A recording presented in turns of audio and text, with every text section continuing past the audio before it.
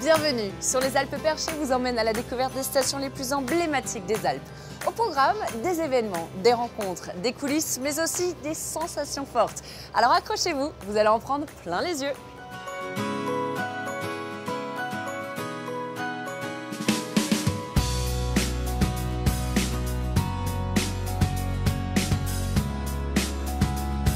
Relié aux 4 vallées, Verbier fait partie du plus grand domaine de ski en Suisse. Cette station prestigieuse du Valais est idéale pour les skieurs exigeants et les amateurs de sensations fortes. Justement pour m'en parler, je vais aller à la rencontre de Géraldine Fessnard, une grande championne de wingsuit et de snowboard.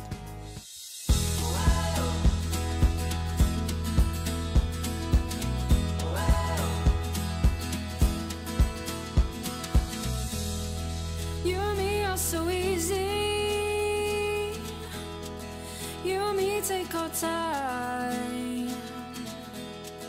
You and me work together most of the time. Géraldine m'a donné rendez-vous au téléphérique des Gentianes. Je m'attendais pas à un bar. C'est fan. Salut Géraldine, ça va? Oui, et toi? Bon, merci de m'accueillir à Verbier. J'en ai tant entendu parler. On est où exactement là, Géraldine? On est en plein centre de tous les 4000, entre le massif du Mont Blanc et le Cervin. Depuis le sommet du Mont Fort, justement, c'est un point de vue juste exceptionnel parce qu'à 360 degrés, on voit tout. Du Mont Blanc jusqu'au Weisshorn, le Cervin, la Dent d'Airain, le Mont Rose, le Grand Combin. Verbier fait partie du domaine des 4 vallées, c'est bien ça? Alors, c'est les 4 vallées, Verbier, et on a donc accès à différentes stations comme Nanda, Latsuma, Vezona. Et en plus, tu n'as même pas besoin de prendre un bus ou quoi. C'est vraiment des télécabines tout le long. Tu skis, télécabine, tu skis. Et alors, ton terrain de jeu, tu veux bien le partager avec moi aujourd'hui? Bah, alors, avec grand plaisir. Tu relèves le challenge? Ouais, avec grand plaisir. Go! On y va.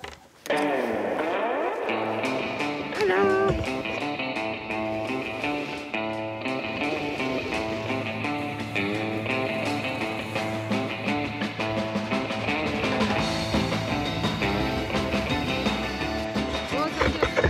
Yes!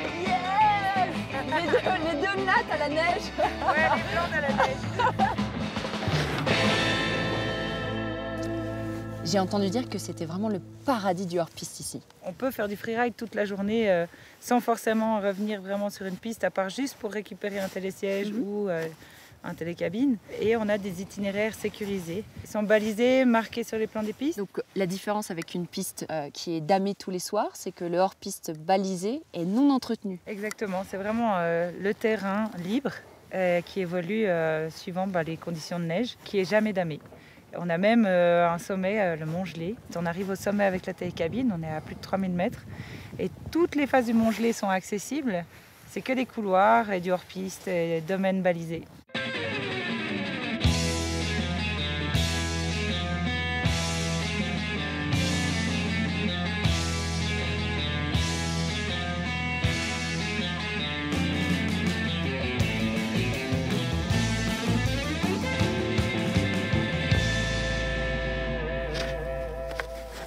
Moi, je vais te montrer un super truc. D'accord. Voilà. Qu'est-ce que c'est que cet énorme rocher? Il dénote par rapport aux autres, mais ils se font bien dans le paysage. Ouais, de loin, on s'en rend pas trop compte. Mais en fait, c'est des sculptures.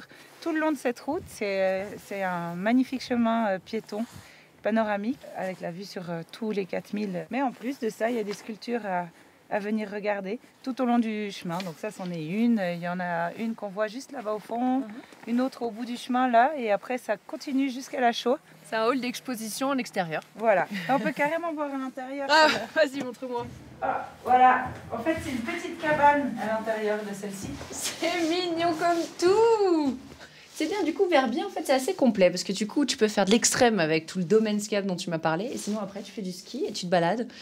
Et tu vois des expos, tu vois ces œuvres d'art, c'est bien, il y en a pour tout le monde. Une très bonne idée. Je reviendrai.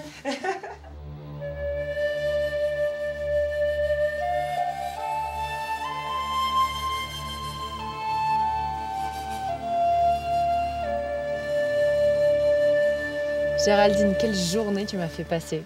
Tu reviens quand tu veux, parce que je pense qu'on n'a pas fait un dixième de tout ce que je pouvais te montrer ici. C'est tellement énorme le domaine. Bah, regarde, tout ce qu'on a devant nous là déjà. Bon, j'ai clairement vu que tu étais une championne de freeride, mais tu es également une grande championne de wingsuit. Et alors, tu sautes de tous ces sommets qu'on voit là? Bah là, typiquement, on voit pile en face de nous le pleureur. Ça, c'est un magnifique vol. Et puis après, il y a des sauts un peu moins hauts, il y a des sauts un peu plus accessibles que celui-là. Celui-là, c'est quand même 4 heures de marche déjà. D'accord. Et il y a Pour des 2 sauts minutes de descente. pour 2 minutes de C'est ça. descente. Ouais. Mais quand on aime, on ne compte pas.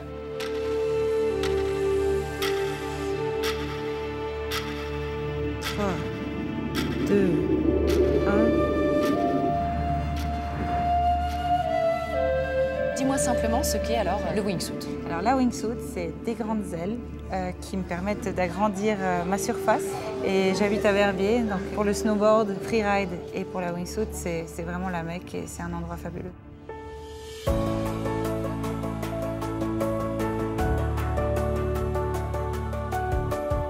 Combien il faut de sauts pour pouvoir sauter en wingsuit? Déjà, on commence par faire des sauts d'avion. On ne saute D'accord. pas de falaise tout de suite. Donc, il faut minimum 150 sauts d'avion pour pouvoir voler avec des petites wingsuits. Et si on commençait par un saut et on fait ça ensemble? Très volontiers. Ça va être juste fabuleux.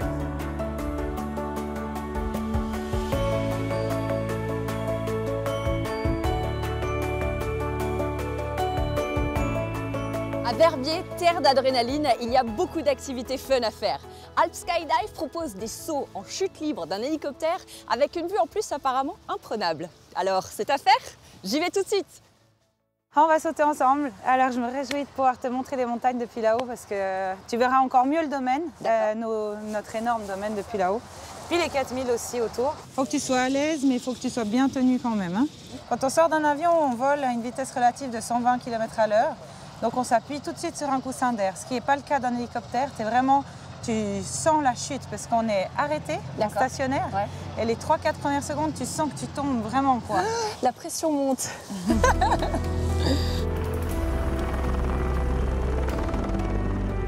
Il me tarde d'être là-haut. Ça va bien se passer, tu Mais verras. oui, c'est sûr, je suis avec toi. Une championne.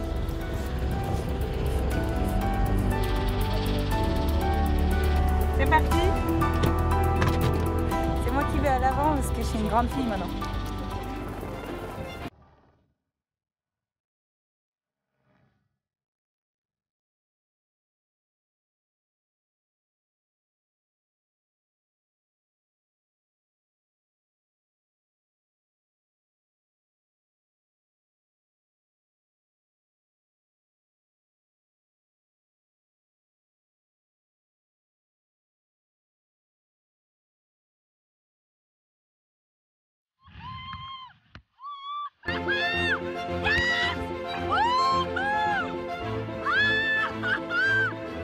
Voilà, tu lèves bien tes bras vers le haut, on va tout voir. Tu tires à droite, tu tires à droite.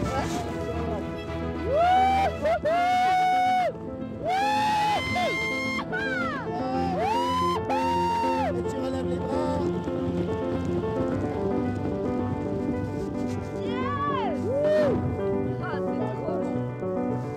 Attends, une petite pause d'abord. Ok, on y va.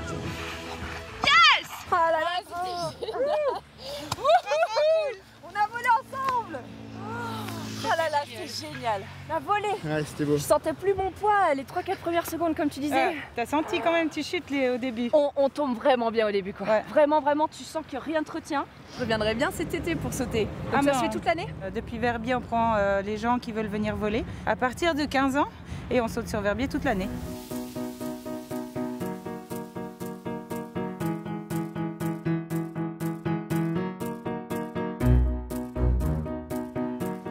Impossible d'être à Verbier sans déguster une raclette. La raclette, c'est le nom d'un fromage d'appellation d'origine protégée, originaire du Valais. Ça me donne une bonne excuse pour m'y intéresser et en manger une. On va tout de suite aller voir une figure locale, Eddy Baïfar, qui va m'en parler.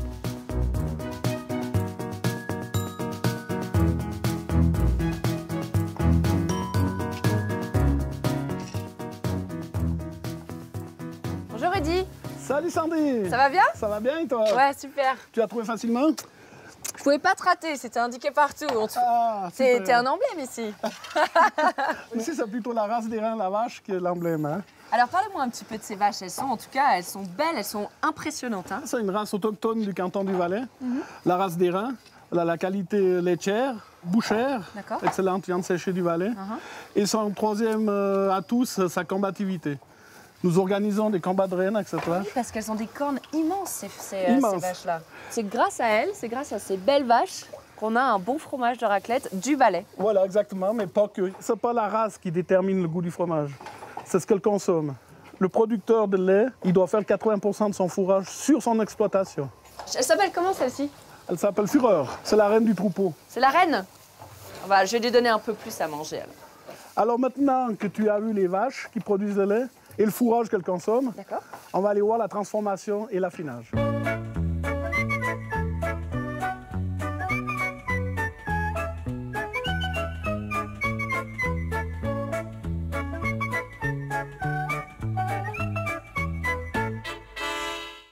Voilà, viens visiter la fabrication du fromage. Ok. C'est ici qu'on transforme le lait des vaches que tu as vu tout à l'heure. C'est impressionnant, il y a combien de litres de lait là? Alors là, il y a 2800 litres, ce qui va donner 280 kg de fromage raclette du Valais. Il y a 20 producteurs qui ont amené ce lait. Voilà, tu peux goûter, hein. C'est vrai? Ça n'a pas de goût parce que c'est pas salé. Mais tu sens sous ta dent l'onctuosité déjà. C'est hyper. La texture est super bonne.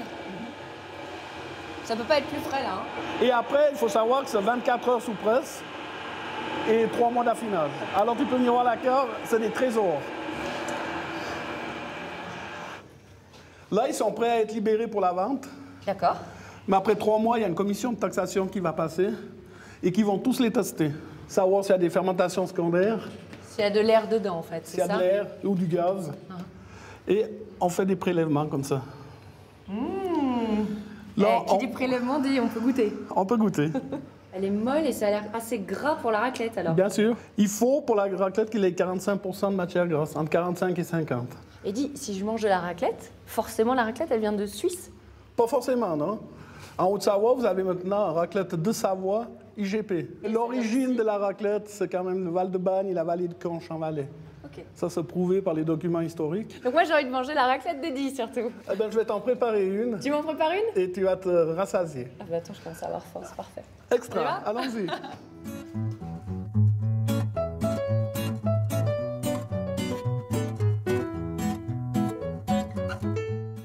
Bienvenue au temple de la raclette chez Eddy. Je suis bien tombée, je crois. hein. Alors ici, c'est ouvert 7 sur 7, on fait tous les jours la raclette. 365 jours par année. Ouais, Voilà. ça sent super bon. Ah cette ouais, c'est spécialité, appétissant, là. hein. Ouais, ça te donne envie. Tu montres comment on fait la tienne? Volontiers, on y va? Allez. Première chose, il faut choisir le fromage AOP. Là, je présente le fromage au four. Et là, tu attends gentiment que ça crépite. Faut attendre. Et alors du coup, le fromage à raclette s'appelle raclette parce que en fait, on racle On racle. le fromage. Donc Voilà, en fait, le exactement. fromage est venu de l'action en fait de manger ce fromage-là. Exactement. Ça a été découvert par les bergers qui pique-niquaient pour se nourrir auprès du troupeau dans les alpages. Et puis ils ont fait un petit feu de rhododendron. Ils ont laissé leur pique-nique à proximité du feu parce qu'ils ont dû intervenir sur une bête. Et du coup, le fromage a fondu. Ouais. Comme ils n'avaient pas les moyens de gaspiller, ils ont quand même tiré la partie fondue sur une tranche de pain de seigle. Et ils ont trouvé ça fameux. Et le berger s'appelait Léon. Et tu vois, là, j'entends. Moi aussi. Que ça j'entends. crépite. Moi aussi, j'entends. Et tu vois comme elle rôtit bien. Ah ouais, c'est un petit peu grillé sur le dessus là. Et ça fait des bulles. Après, tu prends ta demi-meule dans la main gauche. D'accord. Et d'une manière souple, Tu vas venir. tu tires ta raclette. Et on va manger à la santé de Léon. Voilà. Merci Exactement. Léon. Oh, regardez un peu de grillé. Alors, Pas trop fort et souple. Voilà. Mais bien joué. c'est pour moi ça. Joli geste. Allez, on va aller déguster ça. Alors, avec la raclette, ce qu'on sert d'habitude, c'est une charcuterie valaisanne, régionale. C'est de viande séchée du Valais, D'accord. de la race des reins. Un jambon cru, séché aussi en Valais. Tout est bio là. Hein. Tout à bio, assurément. Une Tip top comme vous dites en Suisse. petite top. Une petite patate. D'accord. On ne met pas des grosses pommes de terre. Et assurément, un petit peu de fondant. Assurément. Et on attaque. Eddie, j'ai entendu qu'autrefois, le fromage servait de monnaie d'échange. Bien sûr. Il y avait même les empereurs romains qui venaient chercher du fromage ici en Valais pour payer des dots chez eux. Et maintenant, c'est devenu le mets traditionnel qui crée la bonne humeur, le partage et la convivialité. À ton fromage, j'ai dit. Merci Et puis, encore. à la raclette. Merci de la visite.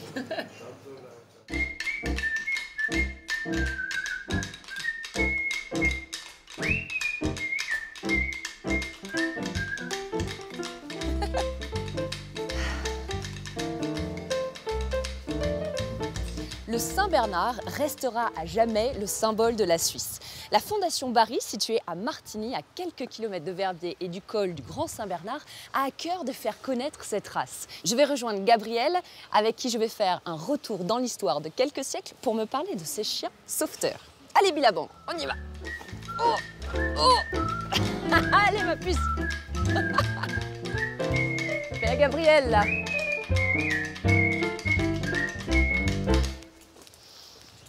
Oh, ils ont un joli cadre ici, hein, tes chiens.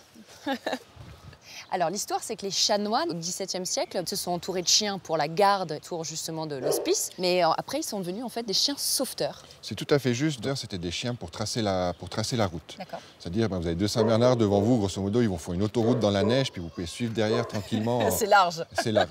En fonction aussi du nombre de personnes qui montaient au col, c'était quand même un des seuls passages nord-sud à franchir, c'est devenu un chien de sauvetage où effectivement ils allaient rechercher des victimes ensevelies sous les avalanches. D'où là est partie certainement son énorme réputation aussi. Et son nom aussi, Et qui viennent du col à quelques kilomètres de là. Et j'ai l'impression du coup que le Saint-Bernard a laissé sa place aux bergers allemands. On prend plutôt ses chiens en montagne maintenant. Tout simplement par souci d'économie de poids, donc on a changé les moyens d'intervention en montagne, on est parti sur l'hélicoptère maintenant.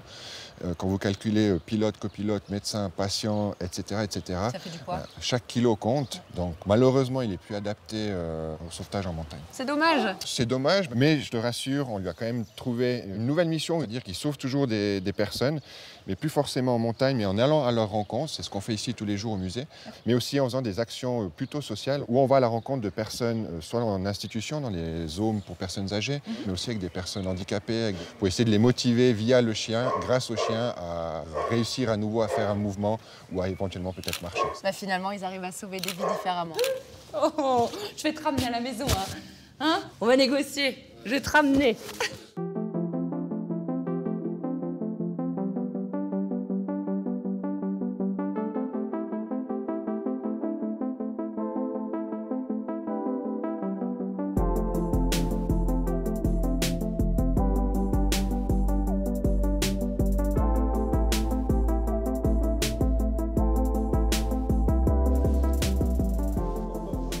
Verbier accueille chaque année un des événements les plus beaux du monde de la glisse. Sur le Bec des Roses, ici, ça va être l'extrême de Verbier. Et je vais passer la matinée avec Lolo Bess, qui est juge sur cette épreuve mythique. Et c'est un très très bon snowboarder. On va le voir.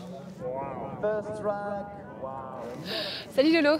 Ah salut. Ça va? Tu vas bien? Ouais, super. Qu'est-ce que tu regardes là-haut?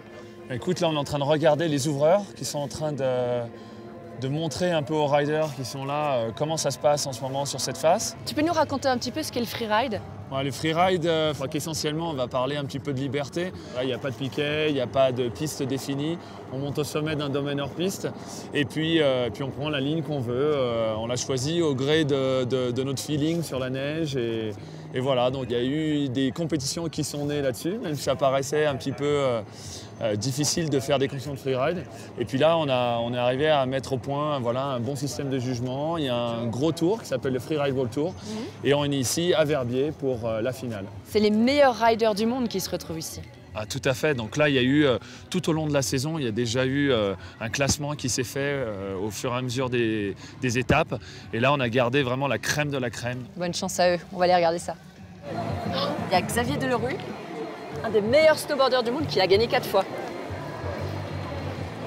Salut Xavier, ça va? Bien toi. Je te vois concentré devant le Bec des Roses. Ouais, je regarde les lignes un petit peu, donc... Tu peux nous parler un peu plus de la face justement? Ouais, c'est la face la plus mythique. Donc, ça fait 22 ans que les riders courent sur cette face à la fin de l'année. Ouais. J'ai participé 15 fois, c'est la première année que je le fais pas, je suis content de pouvoir regarder le spectacle. Et c'est une face qui est hyper intimidante, qui est hyper raide, on n'a pas le droit à l'erreur. Tout le haut, c'est vraiment c'est limite du ski alpinisme, avec la moindre chute qui pardonne pas. Donc, c'est une face magnifique, quoi.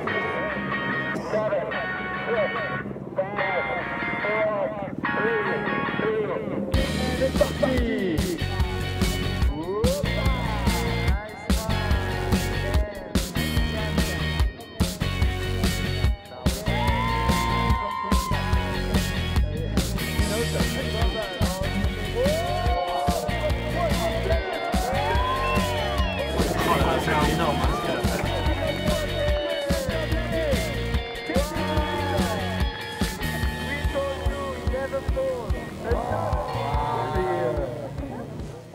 Ça, Lolo, je t'ai pris un petit café. Ah, merci. Bien besoin là. Ah bah ouais, je suppose. C'est ta feuille de juge? Voilà, donc 5 critères de jugement qui nous permettent de donner une note globale. Le choix de la ligne, les sauts, ce qu'on appelle air and style, le contrôle, la fluidité et puis la technique du rider. Parlez-moi un peu de l'état d'esprit du freeride. Est-ce que c'est une grande famille ou alors les riders sont très en compétition? Le freeride, c'est vraiment une grande famille. Je pense que probablement dû au fait qu'il y ait tellement de risques quand même liés à cette discipline. Oui. Il y a un grand respect mutuel. Ça fait une grande famille internationale qui vient du monde entier pour se frotter à cette face en fait. Ouais, c'est ça. Alors on essaye de l'apprivoiser. On n'est pas là pour se battre contre elle. On voit certains riders qui vont invoquer le ciel, mais je crois que c'est plutôt pour essayer de rentrer en osmose avec la montagne, avec la neige, avec la nature. Respect entre les riders et respect de la montagne aussi alors. Complètement. Finalement. Allez, c'est parti, un mot, tu jump, il reste collé au terrain.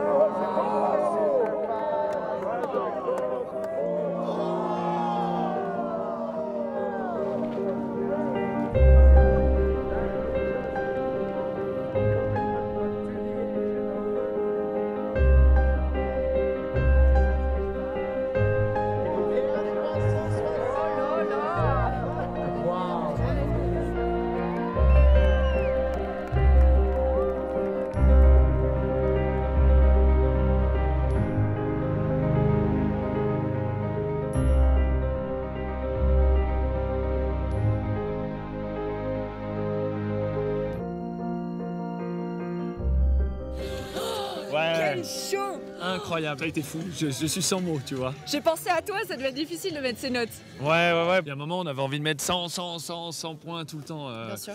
Non, extraordinaire. Vraiment un niveau, quelle édition incroyable. Moi j'étais dans le public et ça tapait des mains pour tous les riders, c'était vraiment spectaculaire. Et que la fête commence. Eh ben ça ne fait que commencer. Right from the start, I knew you were the one for me.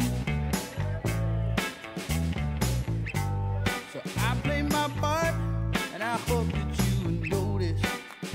Yeah. Côté sensations fortes, à Verbier, l'après-ski et la vie nocturne apparemment, c'est du niveau. J'ai rendez-vous avec Vincent pour aller boire un petit verre. Salut Vincent, ça va? Salut. Tu vas bien? Bien et toi? Ah, c'est blindé dehors. Ah ouais, c'est craqué. Bah c'est l'extrême en fait. Hein. L'après-ski, j'ai entendu, c'est the place to be. Hein. On rentre pas à la maison, mais on va tout de suite aller boire des coups. Exact, donc Verbier, c'est un peu comme en Autriche, je dirais. Quand tu as fini le ski, tu fais juste une petite halte dans les bars et puis une petite halte se dit souvent 2-3 heures. Tes touristes, ils viennent d'où? Principalement de Grande-Bretagne, de France, des pays scandinaves. Et puis aussi un tout petit peu d'exotisme avec la Chine et puis des pays arabes. Tu m'as donné rendez-vous ici au Fer à Cheval, ça a une histoire particulière? Ouais, alors c'est un peu un endroit emblématique de la station. Ça fait quand même 40 ans qu'il est en main de la même famille, qui est passé de père en fils. Et c'est quand même assez extraordinaire que des établissements comme ça perdurent. Souvent ça change assez vite, mais ici voilà, c'est the place pour les après-ski. Bon, on va aller faire la fête au Farinet, tu m'as dit? Oui, on va aller au Farinet. Là, ça danse un petit peu plus. Il y a l'embarras du choix pour tous les styles. Ah, c'est parfait ça, je suis sûre que je vais trouver mon bonheur. Je suis sûr.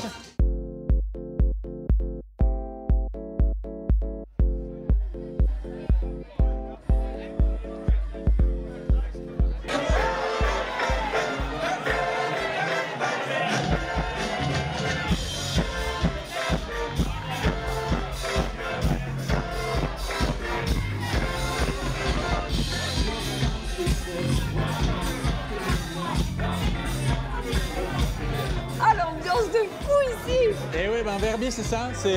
Tu finis ton après-ski à 16h30, tu débarques ici à 18h, et puis concert live au Farinet, et jusqu'à 9h. Et ensuite, si tu es assez fort, ben, tu rentres, tu manges, et tu recommences à partir de minuit dans les discothèques jusqu'à 4-5h du matin. Donc c'est un peu sans fin, mais en gros, voilà, c'est ça. Verbier, tu y viens pour le ski, mais aussi pour la nightlife. Il y en a même qui viennent que pour ça, que pour faire la fête. Tu m'avais vendu de la qualité, pour le moment on y est, hein. Oh la vache!